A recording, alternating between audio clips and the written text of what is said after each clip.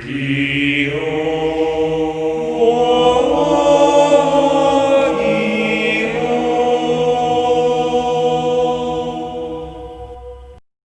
morning, YouTube. My name is Arthur, and welcome to the Ducks of the Round Table Yu-Gi-Oh podcast, a weekly podcast where we discuss philosophy, strategies, or whatever we want based around the fields of Yu-Gi-Oh and life. This week, we have a face that has been on the channel before, which right now you don't see a face, you see my poorly drawn picture. This is Trenton, and he wants to talk about re-entering Yu-Gi-Oh. So tell us your story, because I find it fascinating. Well, I started Yu-Gi-Oh from the beginning, like most of us 90s kids. I started with the original starter decks, the old Game Boy games, and even the old boosters packs, you know. I remember having the pretty Exodia and thinking it was a sticker at 10 years old. Wait, you had the... I had the Blue Eyes, the Dark Magician, and the Exodia that came with the first game. Oh, yeah. I had them, but 10-year-old me... No, these must be stickers. Yeah. I started peeling the Exodia. I messed that one up so bad, but it got lost and ruined. Yeah, It wouldn't have been worth anything anyway. most of us kids, anyway. Yeah, but I started with all those. And I tried tournaments in the early days, but I only did one. That was back when we had Hastings here in town. What's Hastings? Just kidding. Hastings is a heaven for all of us 90 kids. I still miss Hastings. Anyway, Yes. so what was your experience of the one you went to? It wasn't the best. It was really bad. I really didn't get to play. Actually, I didn't even get to play in the tournament. They didn't really held it that much, and you had to pay for it too at the time, and I didn't know. I thought it was a free tournament. Oh. So yeah, I didn't really get to play, so I had to sit on the sidelines. Mm-hmm. And well, I was 10 years old, and everyone else was about 16, 15, 16. Mm-hmm. So they decided to take advantage of the young kid. I had one guy, he's like, hey, do you have trouble pulling the expensive cards out of these packs? Because he saw, at the time, I ran a Sinister Serpent in my deck. Which was expensive. No, not Nightmare Serpent. Oh, okay. Not Sinister Serpent, Gotcha. Nightmare Serpent. But which was expensive at the time. Yes. It was the secret rare at the time. Mm-hmm. I had one of those, and I ran it. And he saw I had it. He's like, look, you give me this card, and I'll tell you the secret. 10-year-old me is like, oh, well, I want to get the good cards, get better. So I was like, sure. His advice was, you look for a full rack of blisters. You count 7. You take the 7th one. Which worked probably in case of boxes, right? Not so much the blisters, because I don't know. Yeah, no, see, like I said, I didn't buy boxes at the time. Gotcha. My parents couldn't afford it. So I Yeah. was getting blisters every now and then, Which, you know. either way, it was just a con artist doing Yeah, it. it was a con trick, but like I believed it so much. I think the pack he showed me, I did pull something decent. Mm-hmm. So I was like, oh, it works. So, do you feel that led to you quitting at that time? That didn't necessarily lead me to quitting, but it more just kind of pushed me away a little bit because it was like, well, you know, why get scammed out of something good for a trick? Yeah. You know, air quotes. So, and then you got back later on when? Well, like I said, I tried to play. I had my cousin lived here at the time, so we would play against each other. You know, we each had a starter. I had both starter decks, so I let him borrow one. We'd play, and I'd play like that. But I still collected the cards throughout the years. I remember, I think it was like 12. Whenever Shogun Jump was doing those. Yeah. I had the Wicked Gods. Oh yeah. I had one of each. I was so happy. I built me like this 60, 70 card deck involving gadgets and stuff like that. That was random with special summon. It's like I was proud to say, like, this is my combo deck. It's a stack of cards about this high, and it's like, oh well, all I gotta do is just get to this combo piece and like start doing this, and then like I would play by myself, you know, pretend they were doing something like. Mm-hmm. But I really didn't have anybody to play with, Mm-hmm. and I didn't know most people still thought it was cool, so I kind of just kept it to myself. Skip about 10, 12 years. Yeah. I find out we even have a shop here in Liberal. Mm-hmm. This is in Kansas, by the way. Yeah, Liberal, Kansas. The greatest city to ever live in. Said nobody ever. Okay. Anyway. But yeah, no, so I found out we had a shop here, so I decided to visit. And my son, my son will turn 11 next month. He's still a dragon duelist. Yes. We can exploit that sometime. Anyway. get that championship. Yeah. Play my deck. I'm gonna teach you. Yeah, but anyway, sorry. No, you're fine. He was getting into Yugioh, so I was like trying to find somewhere where he could play, you know. And I found we had a shop here in town, a little shop, and I decided to visit. And actually realized a lot of people I went to school with were visiting the shop, and I was like, oh well, I know familiar faces here, so I don't feel like odd man out, you know, trying to just visit. And that really got me back into Yu-Gi-Oh. Like I said, I played during the original season. I did not play during GX, Fusion, Synchro, or XZ's area. Mm-hmm. So when I jumped back in, it was near the end of Pendulum, beginning of Lynx. And so how did that feel? It was like a, what? I have to do this now? I can't do like...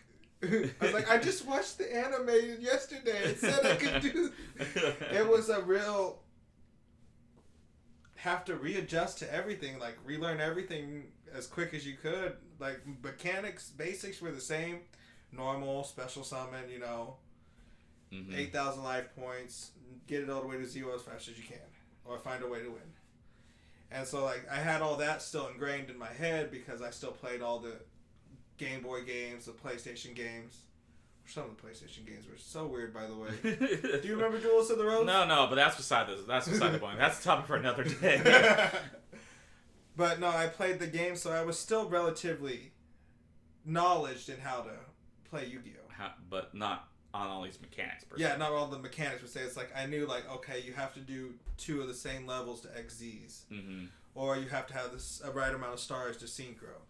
So I learned that because I would still get, like, if they had a new structure deck, like it was beginner's deck, I was like, get that, learn, had the rule book, learn what it was doing. Gotcha. And that's how I kept informed. But I never did that for pendulums. I just watched the anime and I was like, oh, that's a cool mechanic. Yeah. So it wasn't as overwhelming per se. It wasn't as overwhelming. But it was still not. Like, if it was a person that's never watched any of the animes, yeah, it would be like, I don't understand.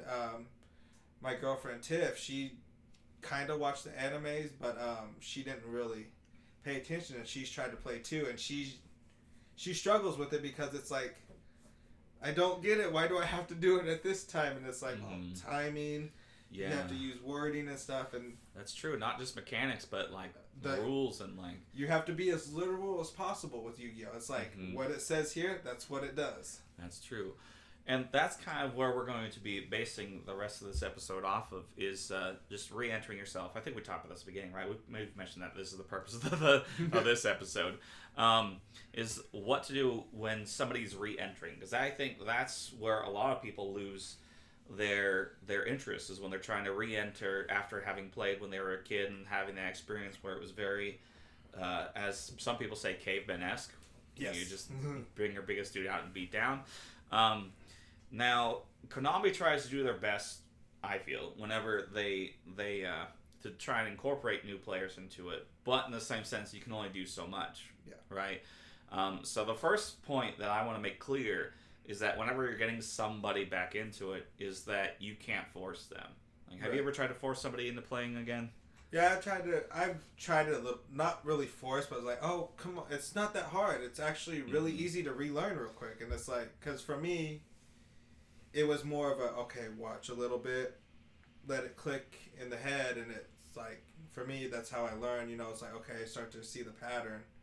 But for some people, they're like, I was happier with the old ways. That's, you can't just like tell, oh, come on, the new way is much better. You know, you can't do that because everyone's different. Yeah.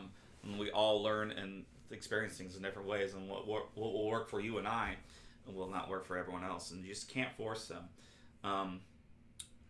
The first thing that I think you'll agree with is you have to find a good community, group of people that know what they're doing and are willing to work with you. Yes, I do agree on that. And I feel we have a good group around here that does that.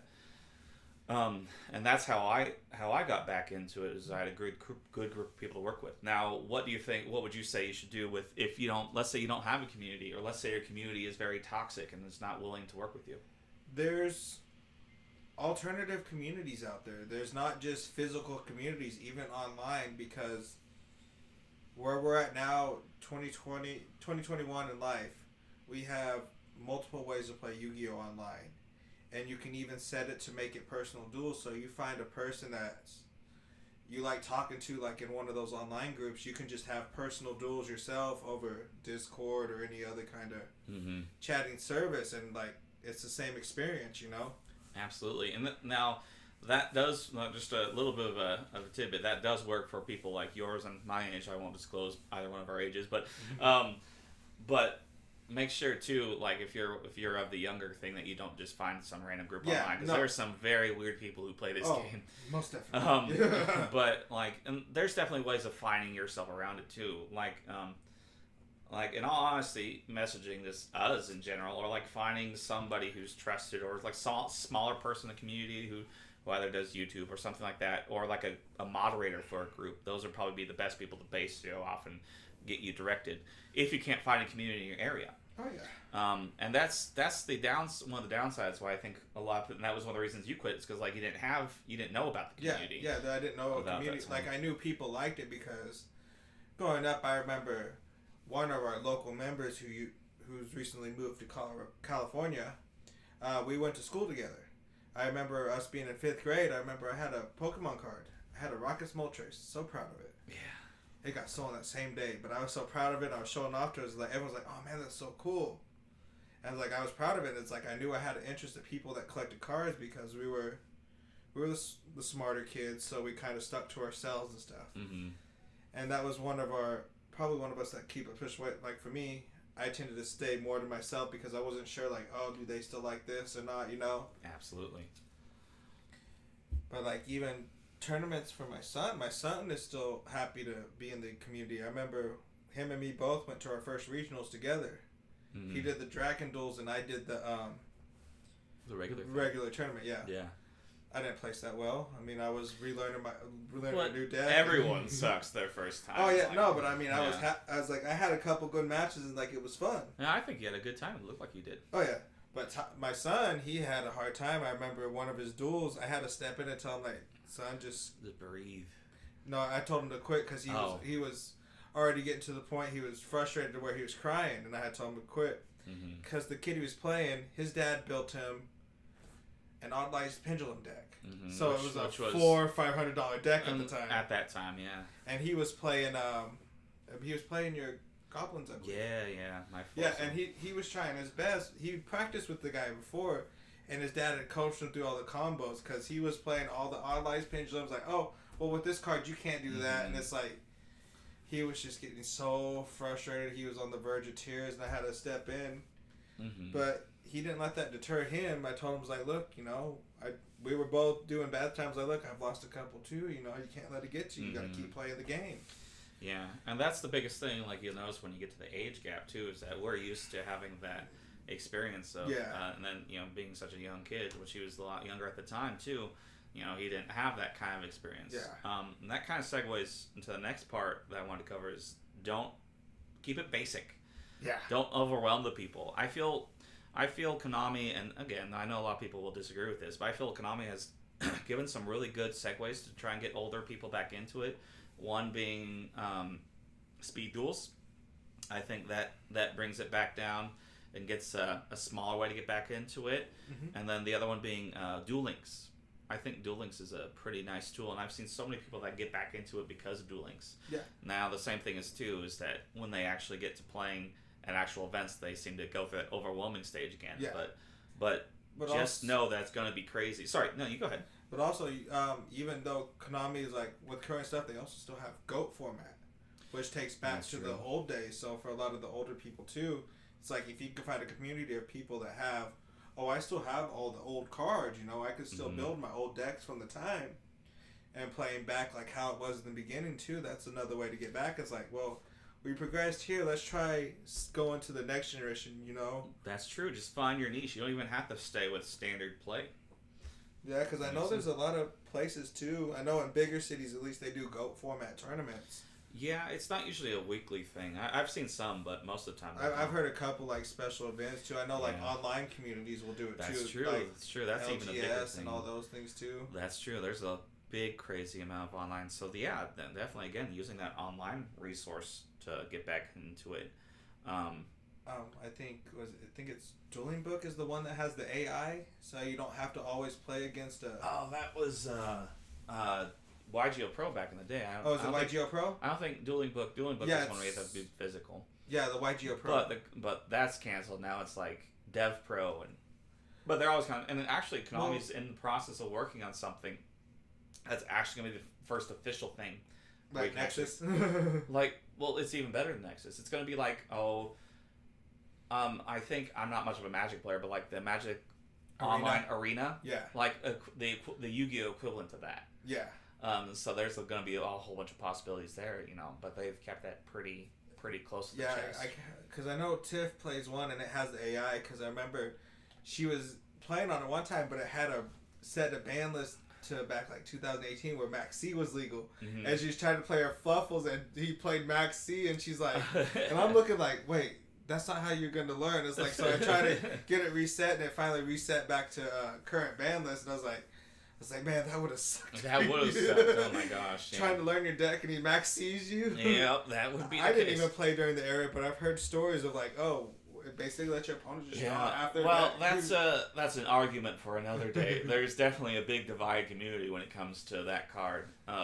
Yeah, there's like people still complain about the OCG compared to the TCG, and it's like I kind of understand the difference between it. Yeah, it's definitely a different mentality, and that's another thing that people don't understand is that you can't, and like not even just OCG versus TCG, but like us here, we have an entirely different format and style of playing that people. But like realistically too, you have to keep in mind who are you going to be playing against, right? Like especially during a time of a pandemic, right? We only play against each other, our friends, and so the meta, quote unquote, is going to be completely different than what the rest of the world's experiencing. Now, just playing with what your friends will be playing. Now, if you go online, it's going to be pretty straightforward. Yeah. But in the same sense, even that is kind of skewered to a certain sense. Yeah, it started varying a little more because people have access to all the older cards and they can make older combos work with newer cards. Yeah. And enhance them, and that's where a lot of more thrown together decks are coming because they're starting meshing other things because they have open access, and we're seeing more differentials of decks. And just, I think the biggest thing there is just do your research. I know that's gotta be scary for some people to say, what are we in school having to do the research? But like it doesn't have to be painful. Yeah, it's like I watch a lot of deck profiles just on Yu-Gi-Oh. Like if I'm looking to build a certain deck, I'll watch 4 different deck builds of the same deck, just seeing how everybody runs it, because you start to see, okay, well this is kind of necessary. This can depend on how you want to play, because some people play a control style. Oh yeah. Some are combo, some are stun, and it's like you can do almost all 3 with any kind of deck, depending on how you. I could spend hours talking about deck building. We're not gonna get into that much, but like. Didn't you say you do the content though? Oh yeah, no, but that's for that's for another thing. We're already, believe it or not, we're about 18 minutes into this one. It's not longer. It's not longer. I think it's been. Oh, has it been like a nightmare? No. It's just like it felt like time passed. I'm just like. Yeah, it's kind of crazy, and it'll be interesting too to listen back to it if you do. Now that being said, whenever you personally re-entered, yes, was your deck very crazy in terms of combo? I started with a zombie structure deck. I bought 3 of those, and that's what I started with. I bought 3 of them because the shop owner, Kevin, he told me like, okay, usually to build a deck for a competitive play, you have to buy 3 of the structure decks because that gives you more of the combo pieces compared to just one structure deck alone. You can learn the basic combo, but you'll want the full 3 at the same time because it gives you 3 of that card, so you know, okay, I only need these pieces for the combo. That's true. All the other is just filler. That's true. So that is very much, and that has been, I think, ever since the beginning, really, buying the 3 of a starter or structure deck. Well, see, when I started, I only bought 1 because I was like, okay, like being have to ask mom and dad, hey, can I get this? And it's like a $10 structure deck. It's like, okay, that's your toy. Absolutely. So having to ask for a $30 toy, it's like you're gonna get told. That's true. That's true. Using what you have is the biggest thing, and I think as well, just using your your resources of friends. Like, I think a lot of us probably wouldn't have been able to build a lot of decks if it wasn't for each other, and like just using that. And the three structure deck rule is thing, but like budget is all relative, and that's another topic for a different day. But budget is all relative. So what $30 is, like you said, for one person will be fine. For us at our age, where we have jobs and we can actually afford that kind of stuff, is not the same for as a 10-year-old kid. Yeah, who's on mom and dad's. Well, I have 10 spare bucks I can spare for. Yeah, absolutely. Not on groceries. It's like, okay, that's what I can get. It's like I even have to do that with my kid. It's like, if you want something big, it's like, okay, you have to wait a couple weeks and let it build up, Now, the biggest... So, in that kind of a mindset, I would definitely say, ask your friends. Like, yes. You borrowed some cards from me. Your son's borrowed a deck from me. Yeah. Now, it could be a lot better, but it is something. Yeah. And just using what you can with those resources. You don't have to spend an arm and a leg to get it. You can use whatever you want to. Oh, yeah. Now, what have you seen in terms of like other people who have re-entered the game? Have you seen many of that? A little bit, but not a whole lot, because like I said, I didn't know much of the community at the time. From when I was in high school till I actually started at the shop, I didn't had a big gap where most of my high school people I went to school with were all doing their own things in their own colleges and stuff, so it was like lost communication touch. That's true. Yeah, I think age is the biggest deterrent. Because when I was in college, everybody was playing Magic. I didn't see hardly anybody that knew about Yu-Gi-Oh! So it was like, okay, well, I'll pretend I know about Magic, because I had a couple Magic cards. I never had a deck, but I was like, I like the artwork of the Magic cards. They look cool. And some of the crazy ones. I remember there was a guy that had the unbridged ones, the early ones. You lost me. I don't actually know that much about Magic, but either way. Yeah, but the artwork was cool, and I liked it. Yeah, it definitely has a really good artwork. As do many other card games, too.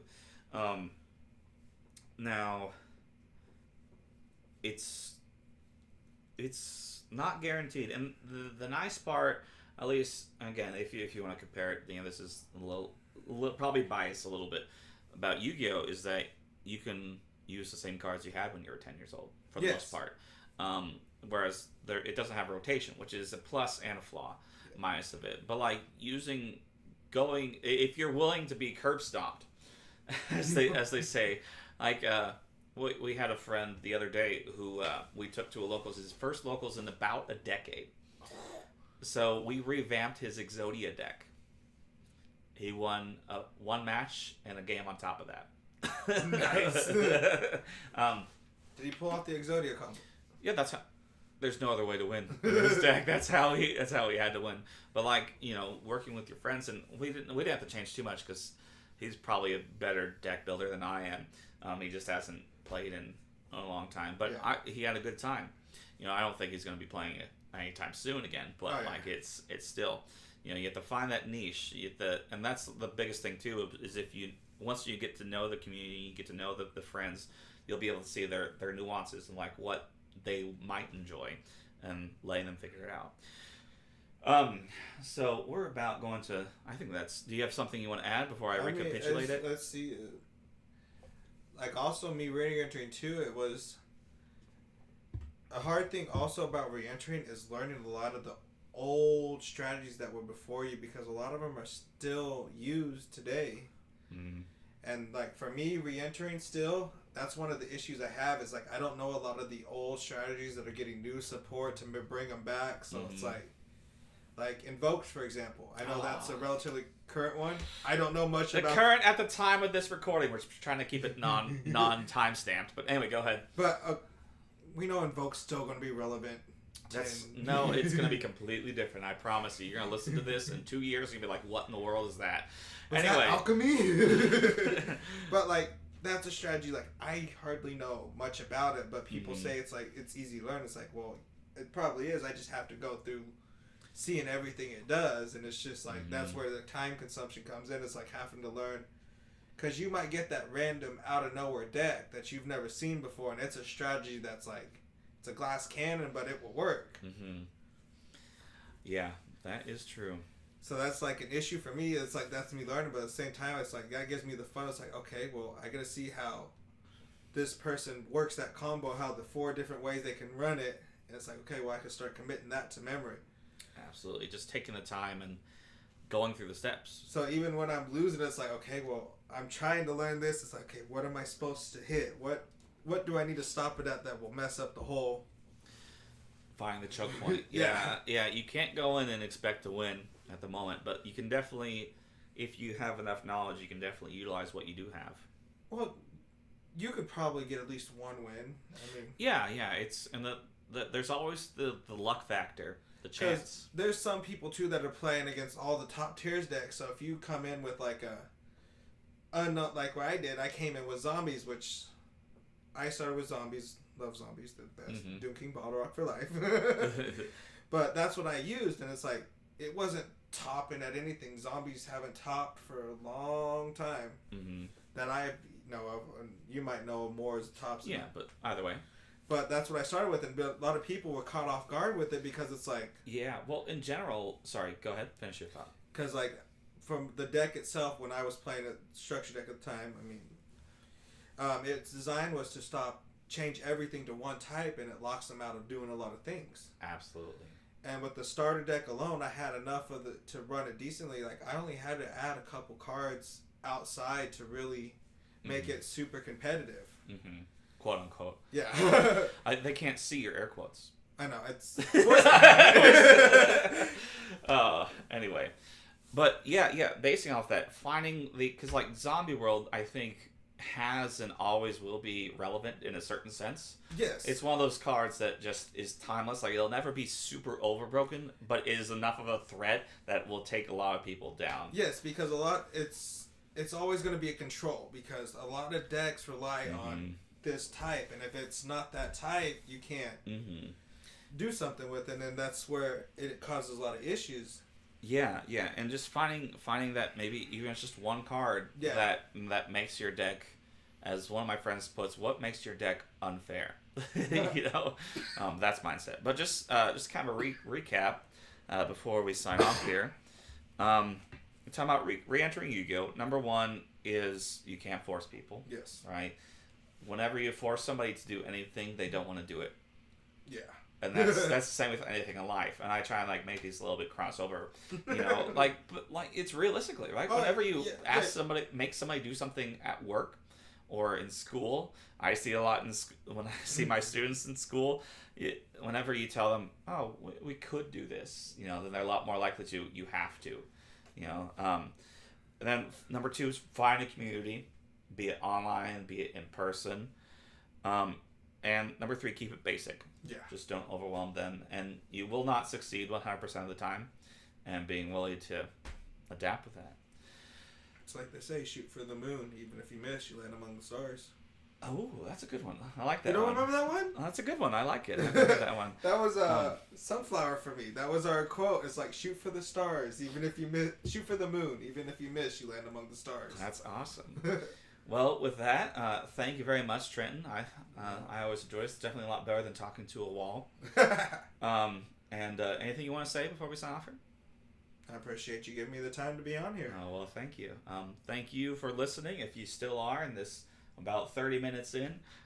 And if you feel the need to, if you want to talk about something, I'm still trying to work on trying to get it so I can record online conversation. It's really nice to be able to have a face-to-face. It's also a lot easier to set up. But if you have anything you want to cover, we're trying to keep this somewhat timeless, where you can look at it as a time capsule. It doesn't get very many views. I think my first one still only has 18. That's 18 more views than anything I've put out. Oh, well, thank you. I appreciate that. But either way, thank you very much for listening, and have a great day.